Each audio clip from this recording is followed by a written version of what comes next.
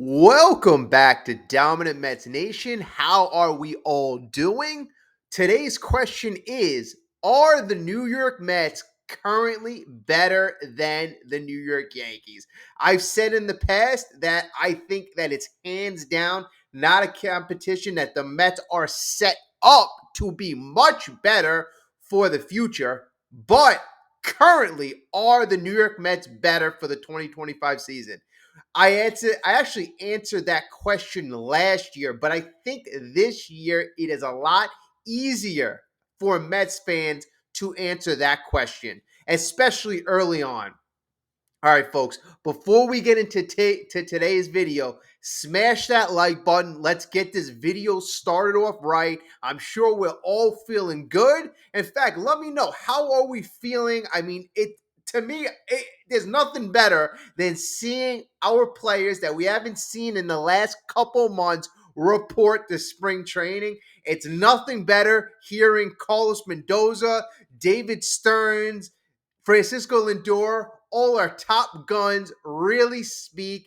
I love it. I love the energy. I have such a positive vibe this year. I know we are deciphering. Are we going to bring back Jose Iglesias? And that is actually a good question. I'm going to pose that to you as well. Do you think the Mets should bring back Jose Iglesias? It's really funny because, as we know, Jose Iglesias was extremely special on and off the field. He had that very, I would say, emotional concert last year, and I hadn't done a video for I think a month, but I remember I was watching that game, watching that concert, and I was just like so inspired. The team coming together on the field, it honestly, it was like an emotional, very great performance, and you could see how much the guy meant to the team. But there are two sides to every coin. David Stearns wants that second base position so that he could funnel up and develop the youngsters, Acuna, Mauricio. But, there's no denying how successful Iglesias was. Is it worth signing the guy? Because apparently John Heyman reports Iglesias wants to come back. He actually is talking like, we have unfinished business. And me, if I hear that type of talk, I get excited. But still, I want to look at the full picture. And, what do you think? Is it worth bringing Iglesias back? Let me know. All right, folks. If you are a returning subscriber or if you are new MLB fan, Mets fan, we love for you to join the channel, grow with us, subscribe. We'd love for you to be here along with the journey.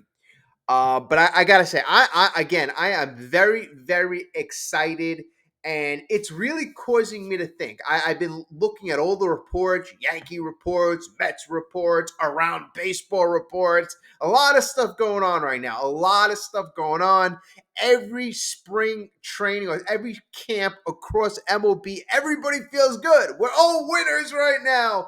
We're all winners. But I think there are a couple special situations around baseball. Obviously, you got the LA Dodgers. They are the defending World Series champs. They had a great offseason on top of winning the World Series. The New York Mets, despite not like really going pedal to the metal, after Juan Soto, things went slow. David Stearns went at his own pace. Despite that, I think when it's all said and done, we're going to be in extremely good position to compete at a high level. And there are great teams in the NL East, all across the NL. It's not like the American League. And, when you look at the Mets and you look at the Yankees, of course, you got to factor in that the Mets are in a much superior league. I don't think it's going to matter at the end of the day. It's actually going to be better, in my opinion, because the Mets being in a better league, they're going to be battle tested when it comes to the playoffs. And last year, I remember a lot of people were upset because it looked like the Mets had a tough schedule down the stretch. And I kept reiterating, I'm like, you know what? It doesn't matter that the Mets have to play the Braves at the end of the season and that the Mets have to play a pretty tough schedule. I said it will make sure that the Mets will be battle tested throughout and it'll serve them well when they're in the playoffs. And it did. It did. I think the better competition, the stronger you are for when you need to compete. So the Mets being in a stronger league, it really benefits them. But right now, what caused me to think about the Mets and the Yankees is looking how Marcus Stroman was kind of like acted in his interview. And I found it kind of comical because when we were deciding if we wanted to sign Marcus Stroman, I think Marcus Stroman made the decision for us by like kind of I think he deleted us from Twitter and the Mets like kind of parted ways. It was always something with Marcus Stroman. Apparently, the latest thing with Marcus Stroman and the Yankees is they have 6 starters. Marcus Stroman reported late. So Marcus Stroman reported late. He got answered. He had to answer questions for that. And I guess I say he reported late, but technically, according to the MLB agreement, he wasn't really late. He just reported after the other guys. But to be fair, he did have some issues. One of his homes burned down in Malibu, so that is very important to take that into consideration. But besides that, they were asking Marcus Stroman, would you consider coming out of the bullpen? And almost before the reporter finished, before the reporter finished the question, Marcus Stroman answered, I'm a starter. I'm a starter. And they kept kind of prodding him, but if the team needs you, would you do this? Would you do that? All these type of, reiterations of the question. And Marcus Stroman answered, I'm a starter. And as I was watching that, I'm like, okay, thank God we don't got to deal with this. We don't have to deal with any drama. With the Mets, and you saw it last year, one of the big reasons, and you'll hear me go down a bunch of reasons why I believe the Mets are better this year than the Yankees is number one, culture. Culture is extremely important. And what that means is every player is moving in the same direction. It's not about one guy, it's about the whole team. The Yankees used to be very good with that philosophy. Getting guys like Marcus Stroman, it doesn't serve that purpose. That's why a guy like Iglesias is a great culture guy. A guy like Jesse Winker, great culture guy. A guy like Juan Soto, great culture guy. A guy like Francisco Lindor, great culture guy. A guy like Brandon Nimmo, great culture guy. A guy like Francisco Alvarez, great culture guy. Mark Vientos. The list goes on and on and on and on. So culture is being established. David Stearns came here last year and established the culture, brought in Carlos Mendoza. And Carlos Mendoza, you got to give the guy all the credit in the world. I mean, he seemed like a seasoned pro answering all these questions. And then, besides culture, what is another thing that separates the Mets from the Yankees? And you got to go by this one, leadership. Leadership up and down the organization, from David Stearns to Steve Cohen to Carlos Mendoza. You compare that with Hal Steinbrenner, you compare that with Brian Cashman, and you compare that with Aaron Boone. And Aaron Boone, Cashman, those guys are being, every year it's a rumor. Are they going to be fired? Are they coming back? Cashman are his days done? Like, has the league caught up and passed Brian Cashman? I mean, Brian Cashman had, last 2 years has been more aggressive, but their leadership, in my opinion, is no question behind the New York Mets. They are behind the New York Mets in culture. They are behind the New York Mets in leadership. Carlos Mendoza, I think really in his rookie year, spun circles around a guy like Aaron Boone. David Stearns. Last year was supposed to be a rebuilding year. Even though the Yankees made it to the World Series, they were in a lot less their league was inferior. So we saw when they played the Dodgers that the Mets were a lot more competitive in their series versus the Dodgers than the Yankees were. And that last game where the Yankees lost, it was just embarrassing. Okay, so the Mets have better culture, better leadership. Steve Cohen, compare him to Al Steinbrenner. It's a hands down win for Steve Cohen. Steve Cohen flying all over the world to represent his team, to sell his team's vision to free agents, sell his team's vision to any other person that can make the Mets franchise better. And other people see it. Players around the league, they want to play for an owner who's passionate. They want to play for an owner who's special, who's different, who puts his money where his mouth is. And that is Mr. Steve Cohen. It's more than just a business. Of course, all across the league, all these teams, it's a business. But to Steve Cohen, it is more than just a business. Now you hear Steve Cohen is looking to develop around the City Field. I mean, this is going to be special, folks. And that's why I'm super excited about how this team is going to look. Mark my word.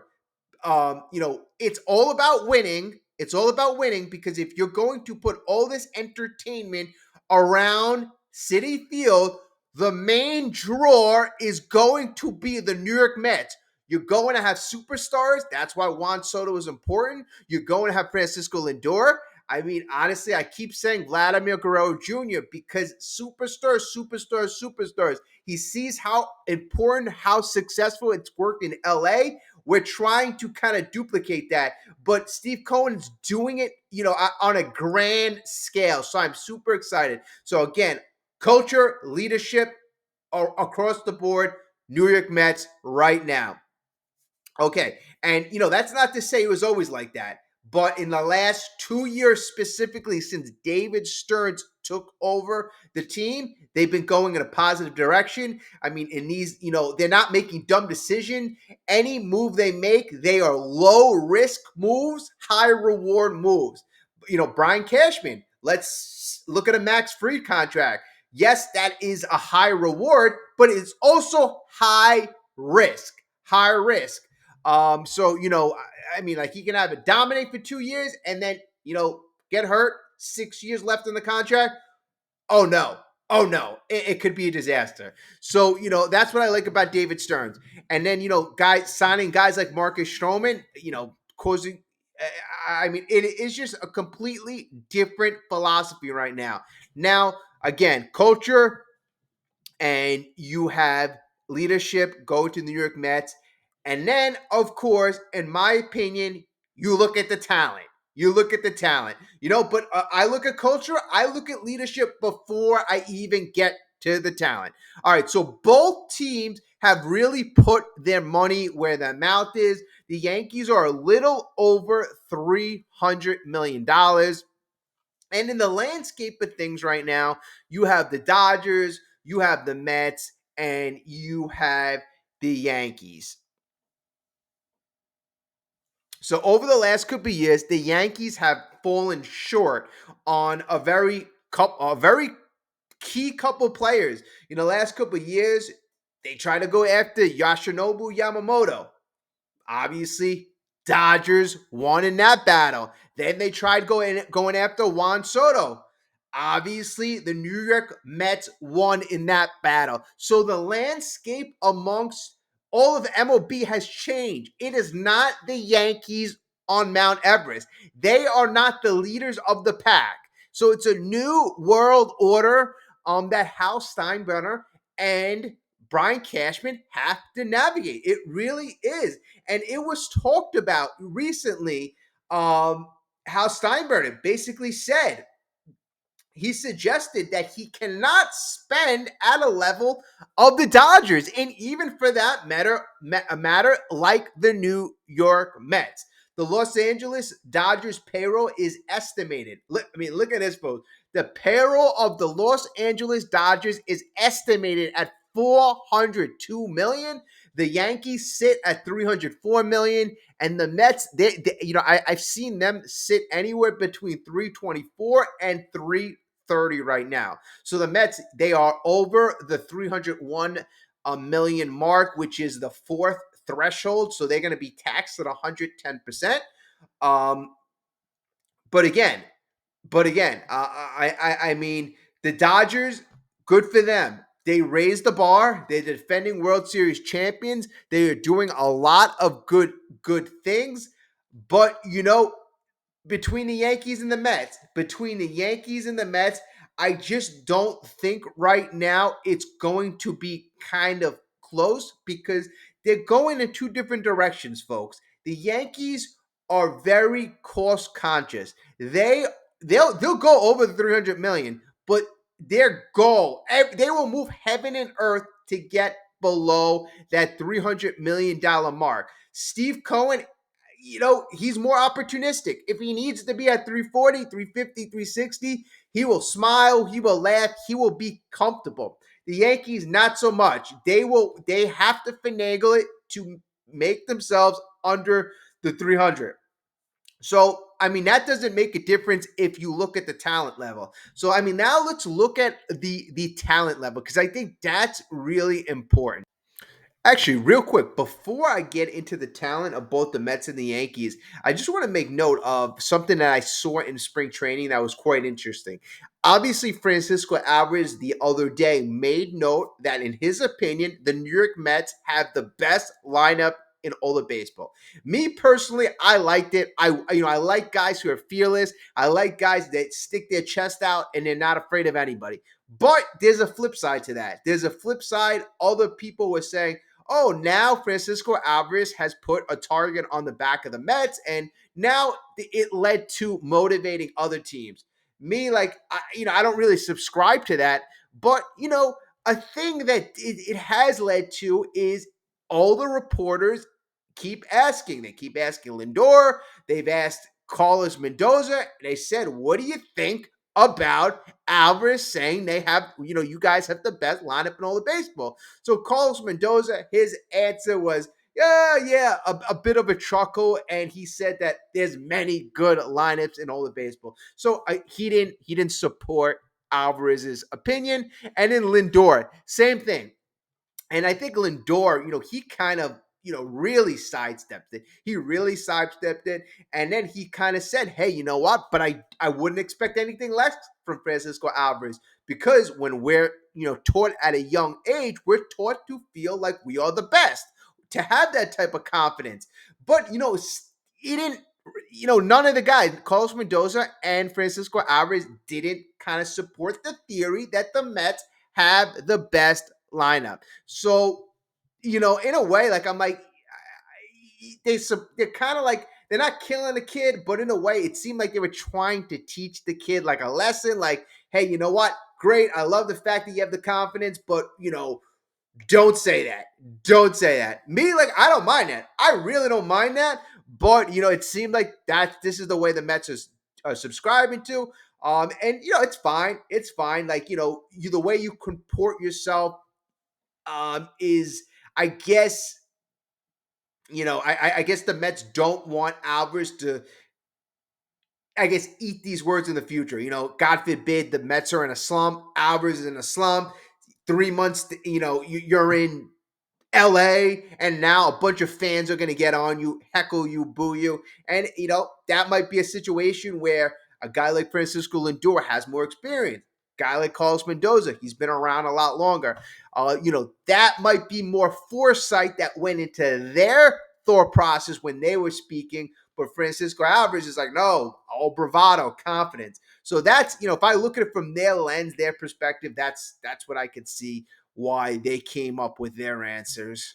All right, folks. Now, this is the part of the video, and I apologize that it's coming so late in the video, but this is the part of the video where I need your help. So, we are going to go around the diamond, compare the New York Yankees players to the New York Mets players, and I'm going to tell you who has the better player at that respective position. All right, so let's go to the New York Yankees depth chart and figure this out. Okay, so at catcher, they're going to be starting Austin Wells. So Austin Wells versus Francisco Alvarez. Austin Wells is, young, very talented guy from the Yankees. Not much experience. Last year, 13 home runs, 55 RBIs, batted 229 in 354 at bats. That's going up against Francisco Alvarez. Now, Austin Wells has a lot of potentials, a lot of potential. There's no doubt about that. But in the short career of Alvarez's rookie year, he showed a lot of pop. He showed a lot of composure. He showed a lot of talent behind the plate. The pitchers, that really what surprised me the most about Alvarez, how the pitchers loved to throw, how he called the game, how he controlled the run game. I mean, you knew this guy had power. You knew Alvarez had a lot of hit tools, but the fact that he was so good behind the plate really surprised me. So, in a slight edge, I have to give it to the New York Mets right now, just because thus far, Alvarez has been a bit more successful. And, I think Alvarez has potential. I think Austin Wells has potential. So I want to be as fair as possible. So I got to give right now, going around the diamond, catcher has to go to the Mets. Now let's go to first base. And first base for the New York Yankees, you're going to have Mr. Paul Goldschmidt, and he's going up against none other than Pete Alonso.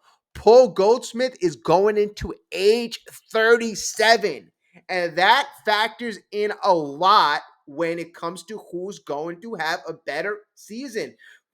Goldschmidt is coming off one of his worst seasons of his career. Last year, he played 154 games, which you give him credit at age 36. 22 home runs, 65 RBIs, batted 245. So as bad as Pete Alonso did last year, Pete hit 34 home runs in a down year, close to 90 RBIs. So Pete's year last year was a lot better, on base, slug. Everything was better for Pete. But I think right now, it's Goldie's just old. It's old. If Goldie hits 30 home runs next year, you'll consider that a great year. If Pete Alonso hits 30 home runs next year, you'll consider that a down year. So just by the fact that Pete Alonso is 7 years younger, you got to give it hands down Mets first base as well. So now we'll go to second base for the New York Yankees. And second base, according to the depth chart, they have. Let me get this right. Okay, so Jazz is probably going to be third. So you're going to have DJ LeMahieu. I mean, okay. So I mean, they're going to have a couple guys fighting it out. DJ LeMahieu, Oswaldo Cabrera, as Oswaldo Oswald Peraza. I mean, but let's just say it's DJ LeMahieu. They have to pay him $15 million. So I'm assuming he's going to get, he's still going to get a pretty sizable time at second base. Okay, it might be somebody else, but let's just compare DJ LeMahieu. I mean, this is really tough because it's a very similar situation to the New York Mets. So you have the veteran at second base to the veteran at second base for the Mets, Jeff McNeil to DJ LeMahieu. But our veteran, in my opinion, Jeff McNeil, is heads and shoulders better than DJ LeMahieu. DJ LeMahieu last year was the Yankees wanted to cut him. They wanted to cut him. Apparently, Cashman went to Judge, went to players in the team, and they didn't want the Yankees to cut DJ LeMahieu. The Yankees decided to keep him, but DJ LeMahieu did horrendous last year. Jeff McNeil was very serviceable, a jack of all trades. His swing got better throughout the year, and apparently over this offseason, Jeff McNeil has worked a lot with his swing. So if you compare LeMahieu to Jeff McNeil, I think that it's really no comparison. And then let's go to Oswaldo Cabrera. That's a guy who he has potential as well. He is a 25-year-old kid. Last year, Oswaldo, 8 home runs, 36 RBIs, 247. I mean, it's the second base situation is very similar to the Mets second base situation. You got the veteran on top, and then you got some kids. The Mets have Ronnie Mauricio. The Mets have Luis Angel Acuna, and the Yankees, similarly, they have kids as well, Oswaldo Cabrera, and they have Oswald Peraza. In my opinion, and this is going to be a bias, so I'm going to put a question mark next to this one because I'm pretty sure Yankee fans could argue the other way, but the veteran, better for the Mets, and the Mets still could sign Jose Iglesias, so that would really seal the deal. But I think Ronnie Mauricio and Luis Angel Acuna, that potential that duo has right there is better. So I'm going to have to go that the Mets are better at second base as well. Now you go to shortstop, and you're gonna get a theme here. We're gonna come up with a theme, and we're gonna go to shortstop, and it's Anthony Volpe against Francisco Lindor. Anthony Volpe, very nice player, 23 years old. He's up and coming still. Last year, decent year. Not as good as his rookie year. His rookie year, 21 home runs, 60 RBIs. Last year, 12 home runs, 60 RBIs, batted 243, 293 on base. I mean, this is really not close. If we're, comparing position, as nice as Anthony Volpe is, he's nowhere near Lindor. Lindor is second in MVP. So, again, in my opinion, you got catcher going to the Mets. You got first base going to the Mets. And shortstop going to the Mets. Now we're going to third base. And this is where it's going to be a little more tricky. So third base, I gotta assume that the Yankees are, and the Yankees may do something different with the positional, but right now they have Jazz Chisholm there at third base, and Jazz Chisholm, when he came over to the Yankees, played very well. I think he actually played better than I thought he would. In 176 games, 11 home runs, 23 RBIs, batted 273, 325 on base, 500 slug, 825 OPS. The whole year, 24 home runs, 73 RBIs, 256 batting average. Very, very nice player. Very nice player.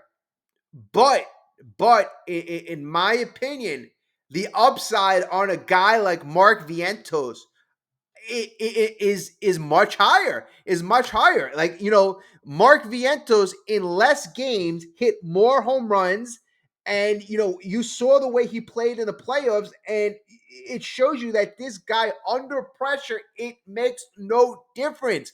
Mark Vientos in limited at bats last year, in limited at bats, because you got to remember he didn't start the year in with the Mets. He had a 3.1 wins above replacement.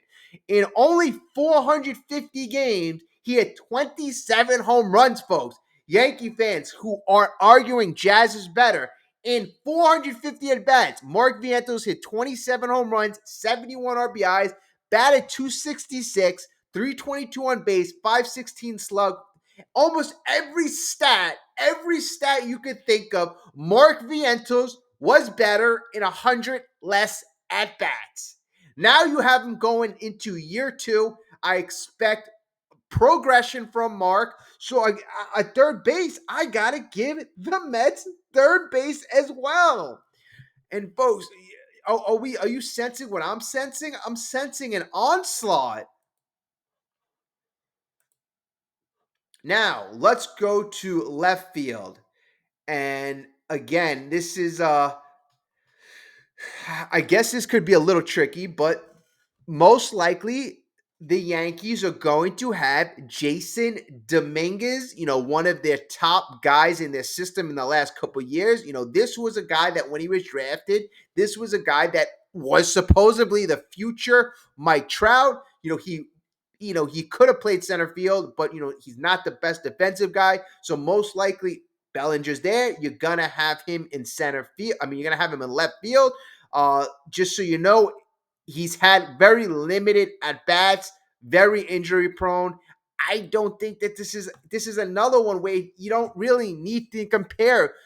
Brandon Nimmo is your lock in left field for the New York Mets, and Brandon Nimmo had a great year. If Dominguez turned into a version of Brandon Nimmo, I mean, I think you would be very happy about that. Brandon Nimmo last year hitting a little lower in the lineup, and I always said Brandon Nimmo should hit three or four, not three or four. I always said he should either hit two or three. And last year, 23 home runs, 90 RBIs, 90 RBIs. The on base was a bit low last year, 330, very low for him. But I don't think there's any question at this point in Dominguez's career that up to he is not up to Brandon Nimmo right now. All right, so the Mets have catcher, first base, second base. To be fair, that's a question mark. Shortstop, third base, and left field. I mean, folks here. I mean, if Yankee fans are watching this, honestly, look, I'm a Met fan, but even looking at this objectively, majority of the positions are not even close, not even close. And then the Mets, they have.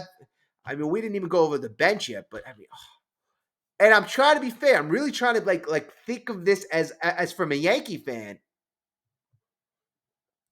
All right, so center field. Center field, this is where I'm going to give you one. Cody Bellinger versus Jose Siri.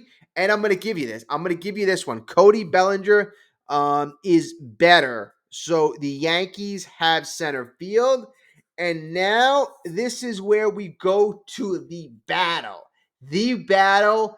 And this is going to be a tough one. This is Aaron Judge versus Juan Soto. And coming off of, I mean, Aaron Judge, in my opinion, he's coming off of his best year of his career. And, okay, you could say that 2022 was his best year. But last year, I think was a little better. I think, was a little better. But, folks, why do I think it was a little better? Well, you had Juan Soto in the lineup as well. But last year, 58 home runs, 144 RBIs, 458 on base, 701 slug. I mean, these numbers are like these are Barry Bonds, Ruth, not of that level, but approaching that level. I mean, he won the MVP last year. But here's the only thing where I'm leaning towards Soto. The only thing is you are going into age 33. Age 33 of Aaron Judge, and you are going into age 26 of Juan Soto. So at this point in their career, I expect Juan Soto to be better at age 26, and I expect Aaron Judge to be not as good. Now, the funny thing is, Aaron Judge not as good. 58 home runs. Okay, if he's not as good, he'll have 50 home runs, and I mean, still ridiculous numbers. So you know what? Honestly, folks, I'm gonna be fair. I'm gonna call this one a tie. This one I'm gonna call a tie. And then also too, I gotta throw in the fact that throughout the course of Judge's career, he's been more injury prone. So we got a tie. So the Mets have 1, 2, 3, 4, 5, 6 wins. The Yankees have 1 win and then 1 tie. So that is pure domination. And who do we have for and the DH? So okay, so this is where I'm going to give another I'm going to give another one to the Yankees. So DH is Giancarlo Stanton, and the Mets have Jesse Winker / Starling Marte. So, being fair, Stanton last year, very nice year. Very nice year. 27 home runs, 72 RBIs. Look good in the playoffs. So that's another one. So 6 wins, 2 wins for the Mets. And I mean, I maybe you want to go 3 wins. You want to take away that tie, give it to the Yankees. Um, but I think right now, as you can see right now, if you go mano a mano, and we'll do this with the pitching staff, we'll do this with the bullpen. I want all perspectives. I want all sides. Let me know if you're a Yankee fan, Dodger fan. Am I way off? Am I 100% too biased? Let me know. I mean, I can go. I can even if you let me know Oswaldo Cabrera, like special stuff I don't know about him. I'm just I don't know. I just second base, like I said, that's up in the air.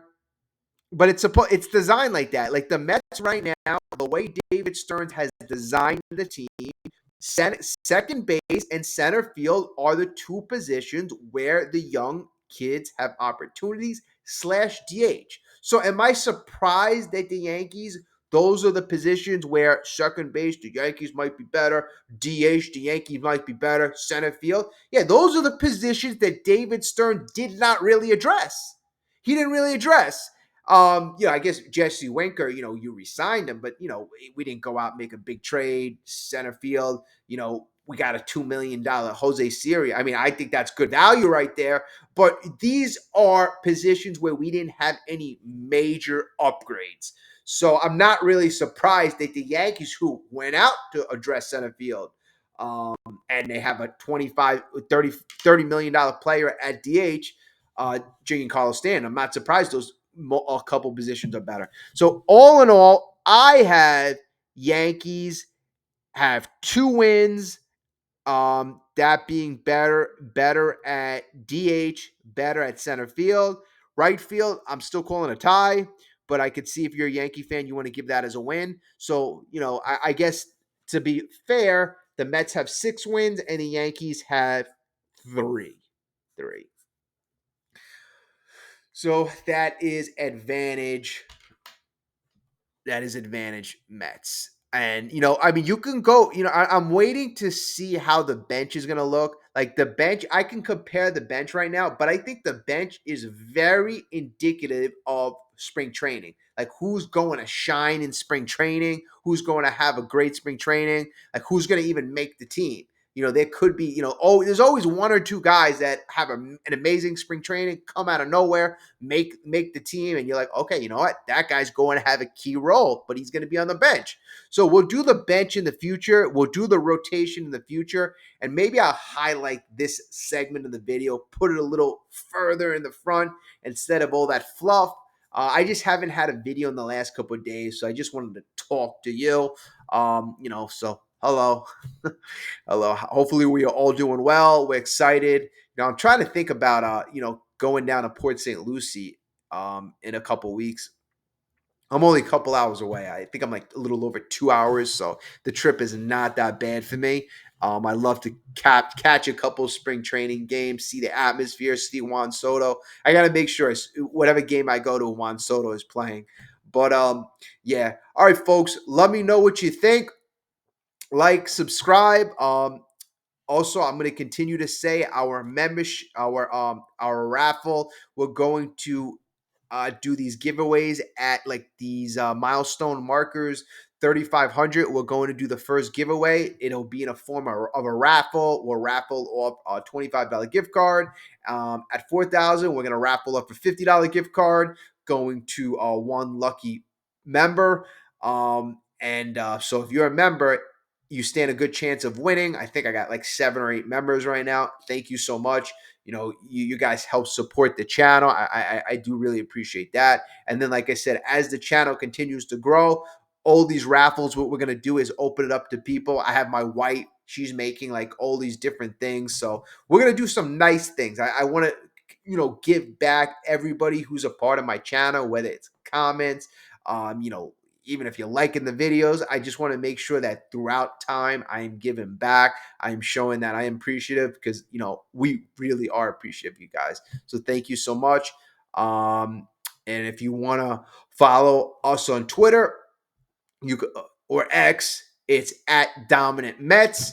Go over there, follow us. It's a good way to communicate, especially if you're not able to communicate over here. So thank you again. Have a great day, and I will speak to you soon.